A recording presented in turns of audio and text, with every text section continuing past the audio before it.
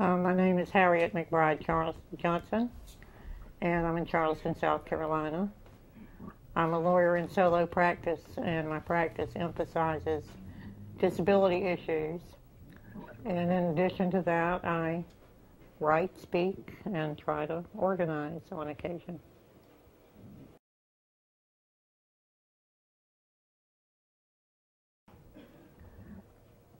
I think my first connection to the movement was when they convened local meetings that fed into what was called the White House Conference on Handicapped Individuals back in around '76.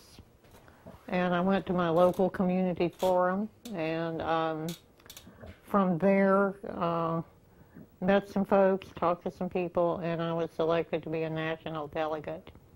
And that was really my first exposure. I met people from states where it was already happening in California, Colorado, Massachusetts, and really found out that it was possible to do things differently.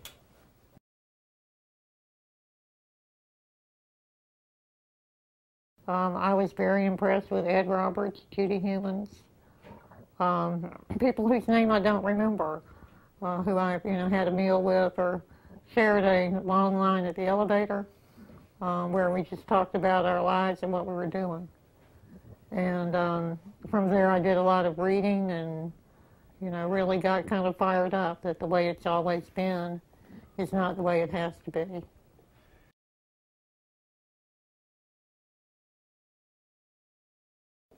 It was wild, and when you say in a coordinated fashion, well, it's all relative. I seem to recall there were about 700 wheelchairs and maybe 2 elevators, and that may be exaggerated with the passage of time, but it was a chaotic mess in a lot of ways, but also just really exciting and freeing. And for me, kind of like going home, because I grew up in schools and camps for people with disabilities, and it happened to be a cross-disability world. And it had been a while since I had really been, part of the gang and had that kind of community. So it was really very, very heady.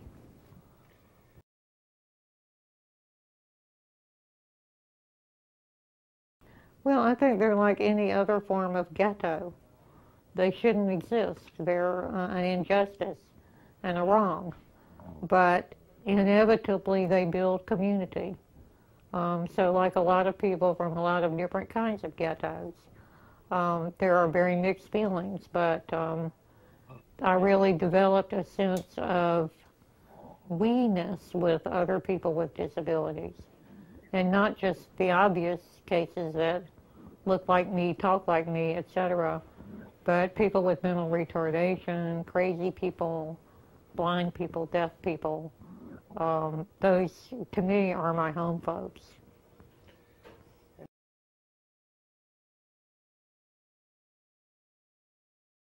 Well, I mean, there was dialogue then, and it's not a simple question, because it's not like a traditional ghetto or community where, I mean, there aren't, with a few exceptions, there are not disabled neighborhoods, disabled families, disabled churches, disabled restaurants that you have with most communities.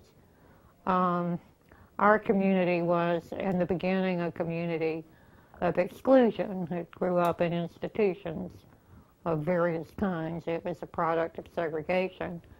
And most of us had non-disabled families, and, we're kind of dispersed and disconnected. But, and there are certainly many disabled people that are not connected to community. They don't know anyone like themselves or anyone else.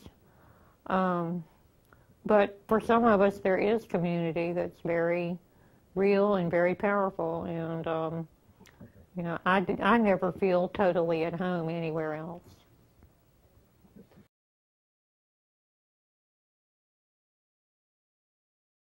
Um, well, I think isolation from society it's always a negative on self-esteem. I think you need other people to find out who you are and find out who you are and to be able to. I think you can appreciate yourself when you appreciate other people. So you need some kind of a community. But when you say isolation from society, if there can be an alternative community, and to me, it was very important to build my self-esteem that I had that alternative community.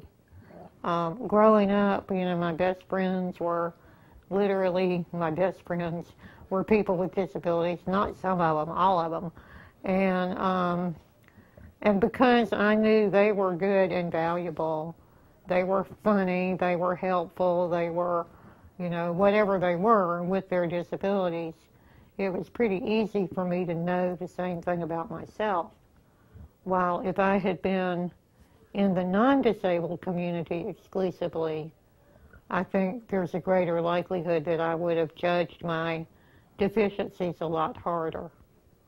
So I really think people benefit from having that alternative group, but it shouldn't be at the cost of being removed from the mainstream group.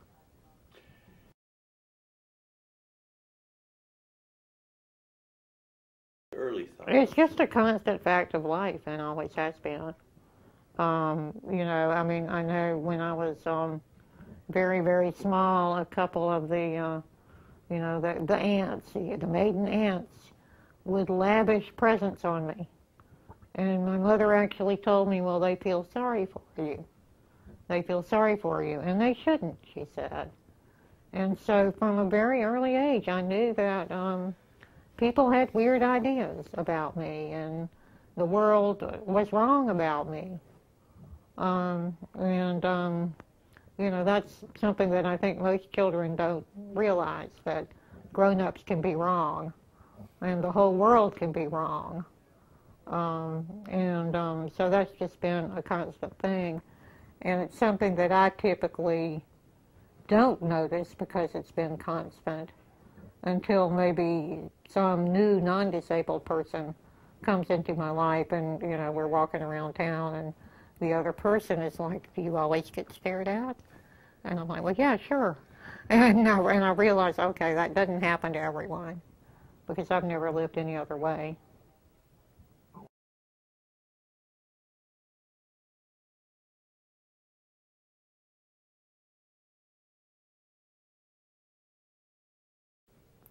Well, I can't really speak for the experience generally, but in South Carolina, people don't know about the movement because it's really not here in the way that it is in other places. And, we do have a kind of a fledgling network of independent living centers. We have a protection and advocacy system that I'm really proud of. I was on its board for 10 years and just got off, and I think they're doing terrific work. But it's kind of, professional-based, handling cases, and it's not out there on the streets and in the news very often. And in South Carolina, I think we have the added dynamic that the culture is really hostile to confrontation and even organizing. Our model is patriarchy, and it's the idea is that you get things done by knowing people, and the inside fix is the way to solve problems. And so if you go out on the streets, it's like admitting you don't know anybody, that you can't get your problem fixed. It's an admission of weakness. And so even people who don't know a soul and have no power, are reluctant to make that admission. And so if everything's happening behind the scenes, and things do happen behind the scenes, a lot of progress is made in that model, but the downside is that it's not visible, and people can't hook up with it. People can't get a vision that things are changing and that they could contribute to that change.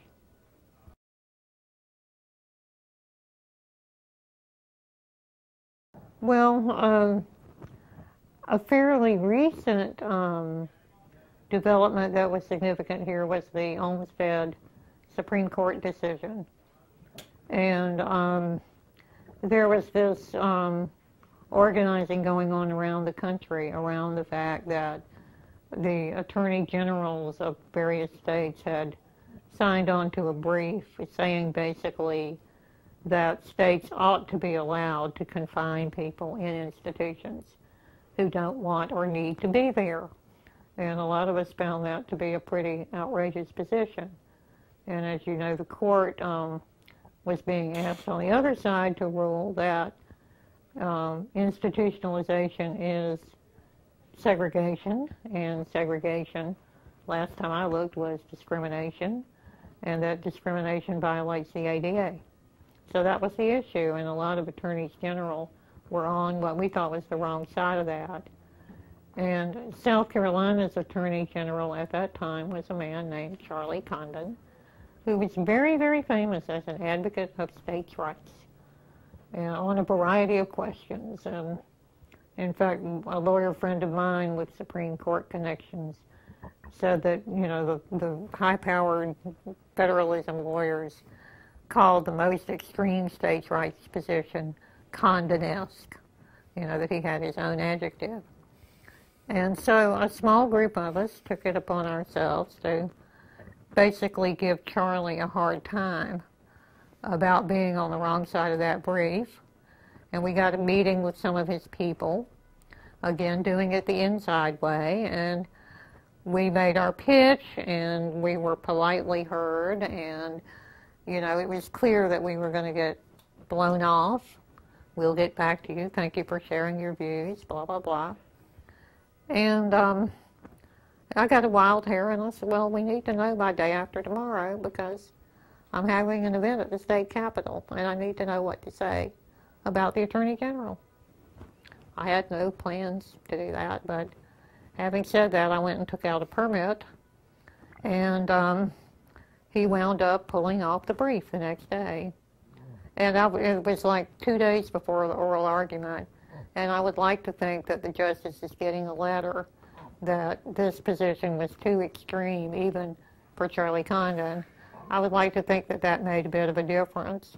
And we went ahead with our event that I had taken out the permit for, and there was a lot of discussion. Well, what do we say about Charlie? And the consensus was, well, he did the right thing. Let's don't embarrass him. Let's don't say anything. And so we had a rah-rah Olmsted event where we talked about the issue. And I remember the consensus was that we should not call it a rally, because rallying on the state capitol is what, you know, the rabble do. So it was it was an outdoor meeting, I think it was, you know. So it was a meeting with, you know, loudspeakers and signs and everything you would associate with a rally, but not a rally. And it was a very nice thing as it happened. And when the court did ultimately rule the right way, we were able to build on that strange little event and pull some people together. And the governor appointed a task force on home and community-based services, which ultimately issued a report, not a plan, but a report that included people with disabilities who had real-world experience, and that was a better document than it would have been, and if implemented would do some good. But all of that was, you know, a real opening, because it started with a bit of a victory, and it brought people together with the idea that what we want is not crazy. The Supreme Court agrees with us, how radical can it be? And, we definitely, haven't realized anything like, not even 10% of the potential. But I think the Olmsted case is one that we should remember in our history.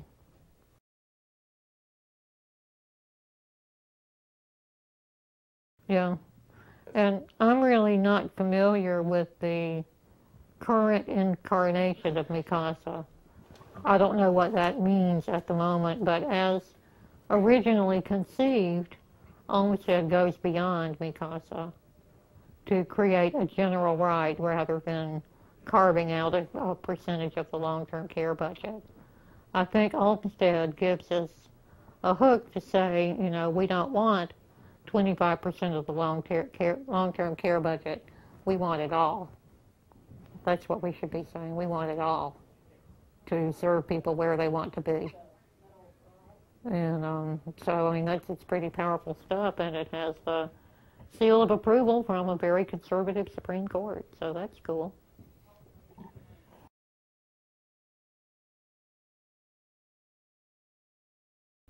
Well, I think he should know, or she should know, that a lot of folks are still in them, and a lot of folks have come out of them, and find out how that happens, and it's definitely still happening in South Carolina.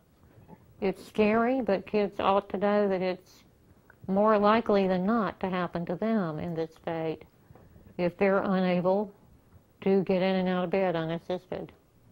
If they live long enough, it's their most likely fate.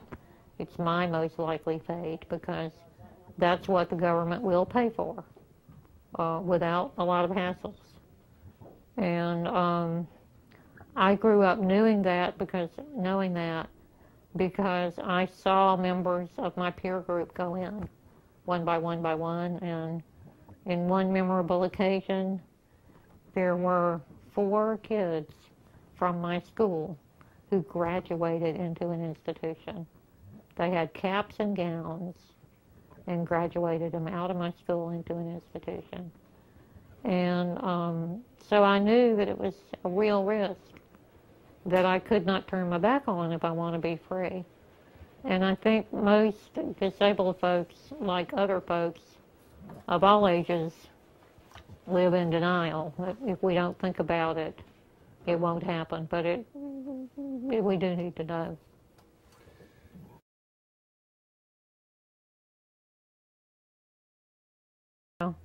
And any nursing home you go in, probably anywhere in the country, and I know here, anyone you drop in on, there will be 1 or 2 young people. They're all dispersed. They think they're the only one on the planet. But, they're in there. They're still falling in there.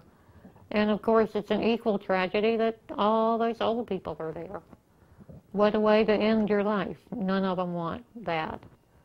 And what South Carolina and other places need to realize is that it absolutely does not have to be. We should look at institutions as a serious violation of human rights. We should look at those people as political prisoners because it's our political decisions on how we spend our money that put them there.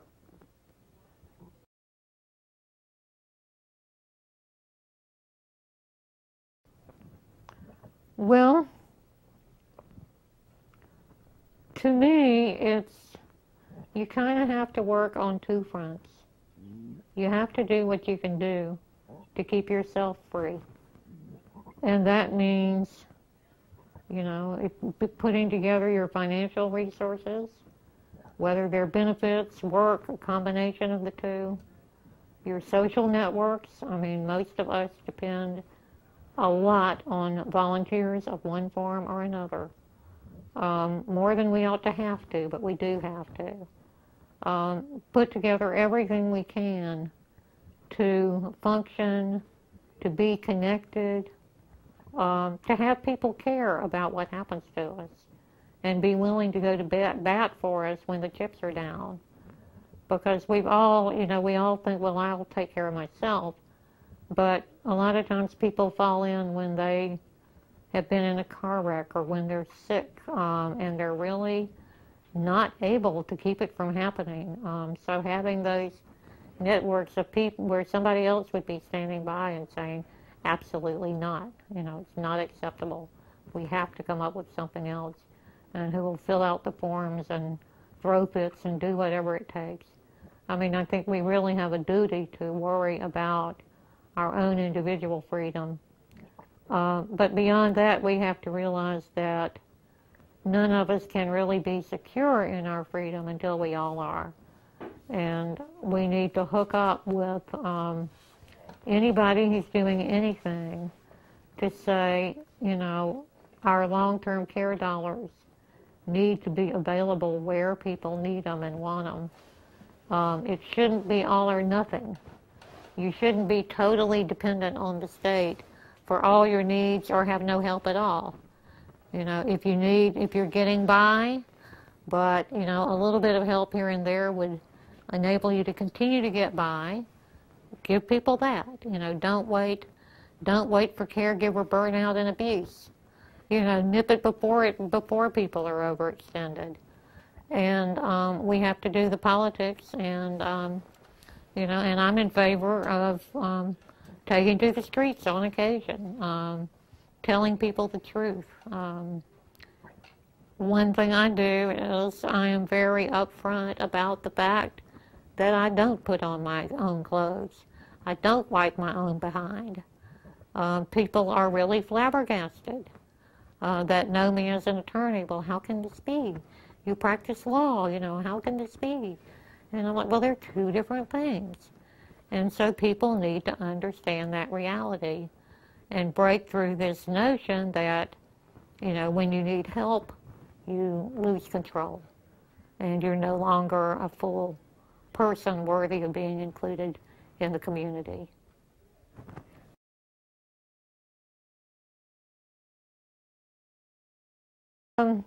Well, the culture is always evolving, and one thing that's happened is a lot of snowbelt people have come down here. And, I think that migration is not a bad thing, and a lot of Charleston people have gone to New York, and as a result, it tied with us for America's most polite city one year, We've had a lot of migration up there. So those influences are good, and the experiences of people that have gone beyond this world are good too. But one thing I do every year is a protest of the Jerry Lewis Telethon. And my first few years, I turned myself wrong side out to try to get my disabled South Carolina friends to come out. They wouldn't. And over the years, I'll still invite them, and once in a while, one of them will show up. But on the whole, it's become people that from social justice organizations, public interest attorneys, people who don't mind doing that for a couple of hours. And I buy them lunch, which, is always the great motivator. But I just, you have to work with where people are. And lots of folks told me, well, I agree with you, I'm glad you're doing it, rah, rah. But no, I'm not coming out there. It's, it's too confrontational. It's too weird.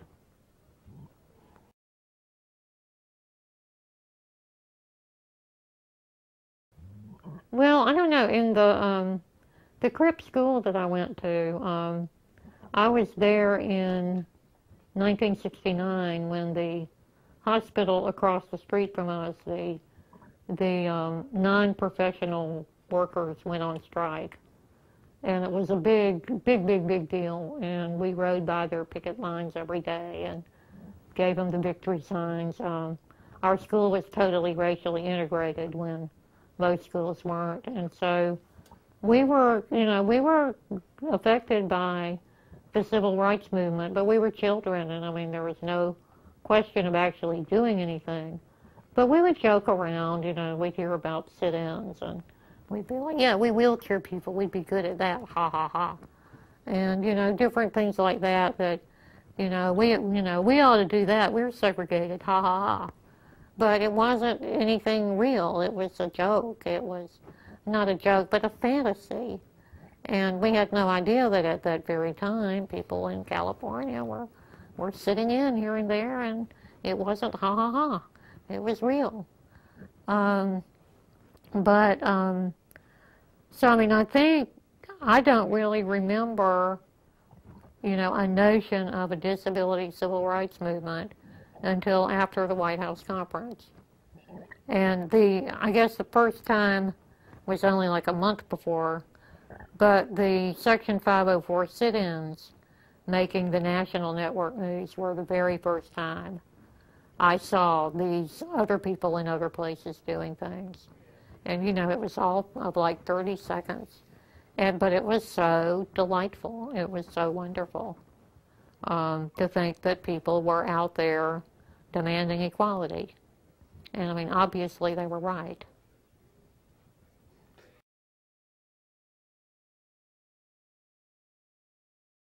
Well, that's true. I'd forgotten about all that stuff. 4 or 5 of us went around, and everybody was doing 504 training, and we got trained and trained and trained. I went to one on vocational education, access to vocational education in secondary schools. I went to one on access to legal services, and they were of varying quality, and the idea was to train cadres of advocates to get 504 implemented. And when we came back home, some people were receptive and some people weren't. And I think it was useful activity, but it didn't really translate into anything you could call a movement.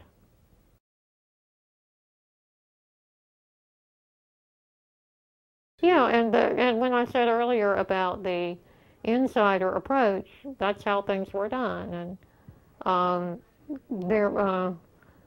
Arthur Ravenel was a member of the state senate for some years. He was a member of the U.S. Congress when ADA was passed, and he does have a son with Downs, and he and the boy's mother, Louise Ravenel Doherty, were leaders in getting some of the first special ed programs off the ground. They were leaders in moving folks out of the big institutions into community-based residences, that whole, array of issues. And, he had a very close connection of wanting the best for his son and, of course, being unable to understand that his son was one of many who had potentials and dignity and rights. There was a state senator, Hayward McDonald, who was post-polio and walked on, with braces and crutches. And he was a leader in architectural barriers and a variety of issues. So it's not like nobody was doing anything. But when we talk about, disability culture and a disability movement, that's just not the way it evolved here.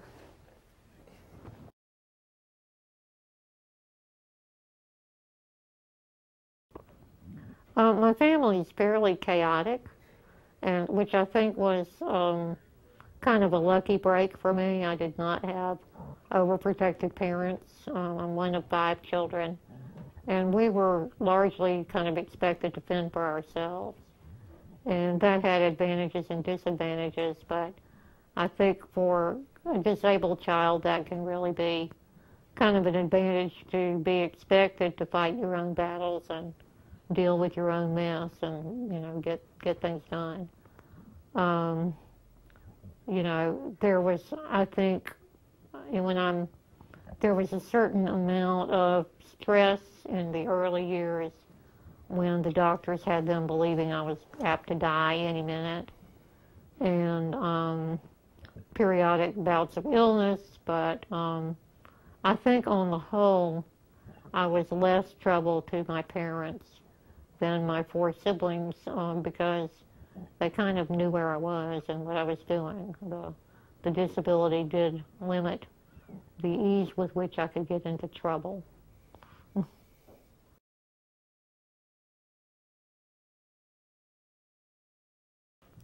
I went to a non-disabled high school, and what happened was when I was 13, I was basically kicked out of the Crip school, and coincidentally or not, I was in the middle of a campaign to get the teacher fired, and the same teacher called my mom and said, we cannot teach her anymore, which may have been true.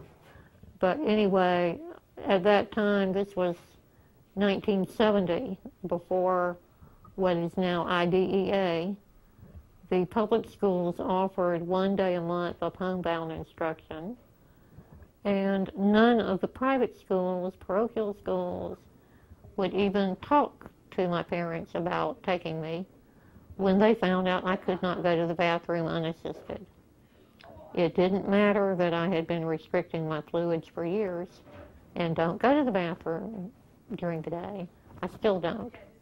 But none of that mattered. They wouldn't talk to me. But it happened that my mother, again, the South Carolina way, had a very dear friend on the faculty of one school, and she basically agreed to handle any difficulties I might bring with me.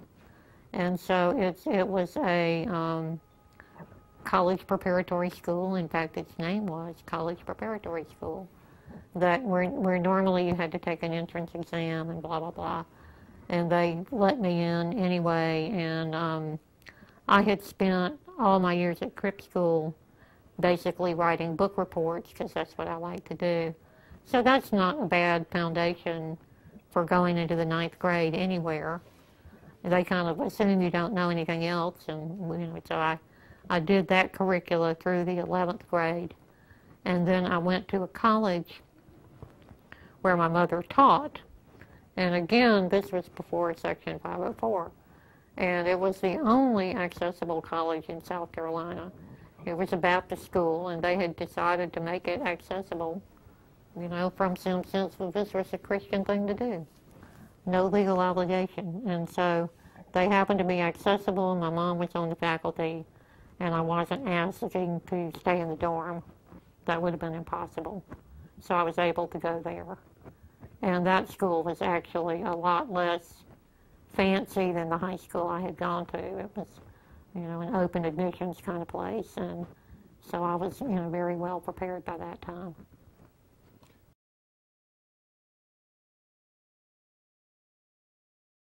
Well, I'm not religious, but I'm around it enough that I think religion is so diverse that you can't really talk about it as one thing. And religions are powerful forces in the state. And in some situations, for some people, their religion drives them toward justice and human equality and the respect for the dignity of all people. Martin Luther King was a good Southern religious guy, and there are lots of people with that kind of religion in this state. There are other people who are, influenced by Bible stories in the New Testament to see religion as something that will go away if you have enough faith. And the converse of that is that if it doesn't go away, it must be a mark that you're a bad person, or somebody's being punished or tested, or any of those things. Those systems to make everything meaningful are a bit problematic when some things just happen. But there's all different kinds of influences.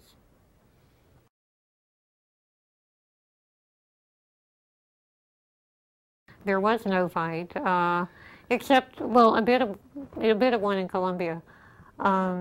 I can only speak to the situation in Charleston and Columbia.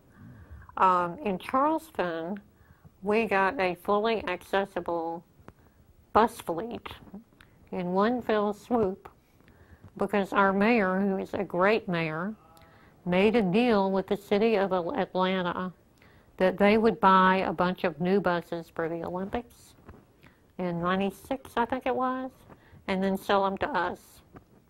That they took the depreciation and then sold them. at a bargain basement price, and so he replaced the whole fleet, everyone lift equipped. No activism necessary. Nothing had happened until that point. After that point, lift equipped fleet. And we have a paratransit service that's got a ways to go, still operating, and not a lot of activity on that. In Columbia, they are doing the gradual phase-in of lift-equipped buses. The paratransit system was so inadequate that people did start to complain, and the protection and advocacy system up there brought a class action suit with, I think, 4 or 5 plaintiffs that were willing to put their name on the complaint. And I was real proud of them that they were paratransit users, and they sued to get better service, and they settled it, and things are better now, and some people got paid some damages, and so, you know, that was a good success of advocacy. And it was activism, I think, for the paratransit riders to be willing to be plaintiffs. That was fairly gutsy, I think.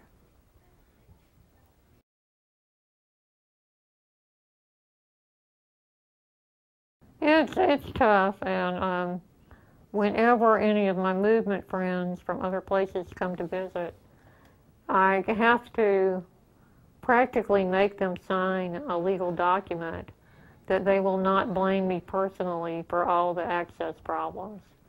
Because they naturally tend to think, well, you know, why have you let this stay? And I don't have a good answer. But the Charleston is, to me, very accessible in a couple of ways. One is it's totally flat. Another is that it's very compact downtown. You don't have to get in a car to go everywhere. You can actually wheel around to get lots and lots of places where you want to go. And the other thing is it doesn't get cold. So, you know, practically speaking, it's got some real advantages. On the other side, we have lots and lots and lots of buildings that were built way back yonder, not only when there was no access law, but when it was the style to have these oppressive architectural forms, these big flights of stairs that make you feel small and gasp at the majesty of power. And so, you know, it's a very inhospitable environment from that standpoint, and a lot of people value the past more than they value the present.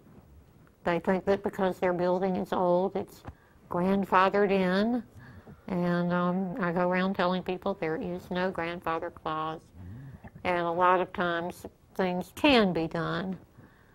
It's more difficult, more expensive, but you know, bit by bit, things do get better, but it's a difficult environment to work in.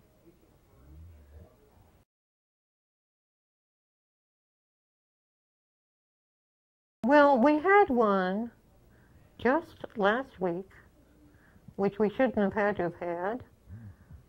The state Supreme Court ruled on rehearing. They had already ruled it, but they were asked to reconsider, that the state owes a duty of care to people with mental retardation who are taken into the state mental retardation system. The state actually took the position that it owed no duty of care. And, you know, it's kind of a sad commentary that we had a ruling like that just last week. And I would like to find out a little bit more about the politics of that litigation, but the Supreme Court, with good sense, said that, you know, if you take someone in based on a finding that they're unable to care for themselves, well, then you have to look after them. And in this particular case, a young woman had, you know, taken off with a couple of men who, you know, stories differ, but anyway, sex happened, and she was supposed to be under supervision. And, you know, so it's yet to be determined whether the duty of care was violated, but yes, there is a duty of care. Thank goodness. Otherwise, what are they there for? And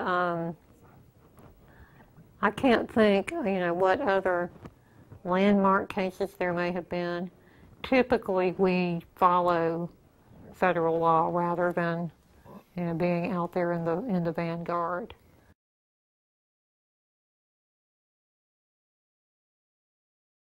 Now, I brought a case that settled. It was the first time the issue was litigated, and it's now being litigated in California. But it involved a woman in one of these continuum of care facilities where she was living in an apartment which was just like any other apartment you might rent from a private landlord. No supervision, no control, no oversight, separate entrance. She could do whatever she wanted to. And when she developed ALS and needed personal care assistance, the facility ordered her to move into its nursing home or be evicted. And we sued under the Federal Fair Housing Act and ADA and the comparable state laws to say that people in apartments are allowed to have attendant care. It's not the landlord's business how a tenant gets out of bed in the morning, and that rule should apply even in these continuing care facilities. And very sadly, my client died during the litigation, but we had gotten a temporary order, so she was able to die living where she wanted to live. And we worked out some procedural changes after her death. So that was one where, we were pushing the envelope a little bit. And my co-counsel in that was AARP. And I heard from the lawyer the other day on that they're doing a similar case in California. So hopefully the experience will be helpful.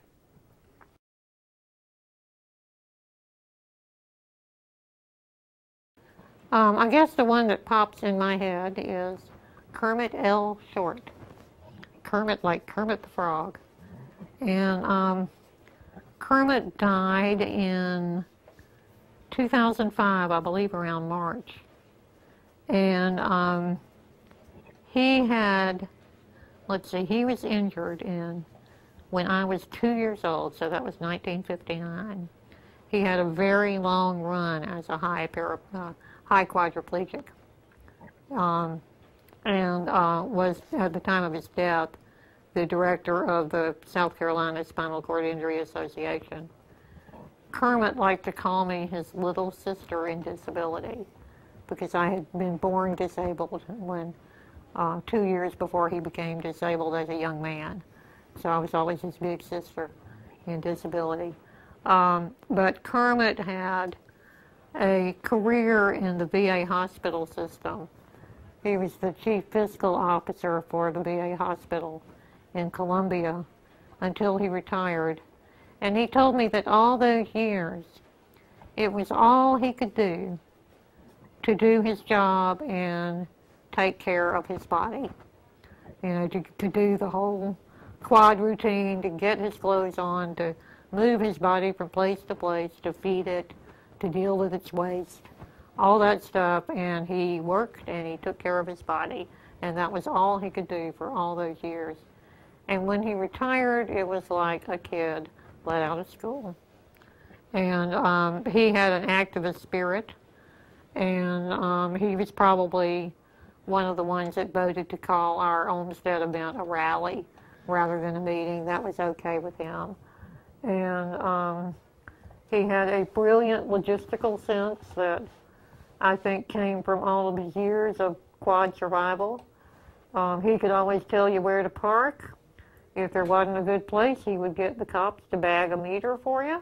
And, just very good on logistics. And when he retired, he kind of made it a project of one by one to help people get out of nursing homes, particularly spinal cord injured quadriplegics. And he would go and visit and talk to people and hook them up with whatever resources they were. There are, reconnect them with their families in some cases. put them on the waiting list and let them know that somebody cared and another life is possible. And he hoped that some of them would join the movement when he got them out. But he shouldn't have been surprised that most of them had all they could do to keep their lives afloat. He shouldn't have been surprised, since it had been that way for him for so many years. But he did set some people free, and was just a delight to work with. He would send me little emails, well, what do you think of this? What are you doing about that? And, who should I talk to? And really had a lot of influence, and I think a lot of us really looked up to him for the work that he did, but also as an example that even in South Carolina, even all these years ago, that you could survive as a high quad. And he had no family help for about the last 20 years of his life. He married his way out of a nursing home. He had been in a nursing home for 7 years or so, married an aide, got free, and that marriage broke up after several years, and he was on his own, and he had more creative strategies to get himself taken care of. And, he called me one day. There was a voicemail on my phone that says, I found a couple of Peruvians who were ready to drive me to Charleston. And so he and the Peruvians came down for lunch one day. So we never asked a lot of questions, but he's very much missed.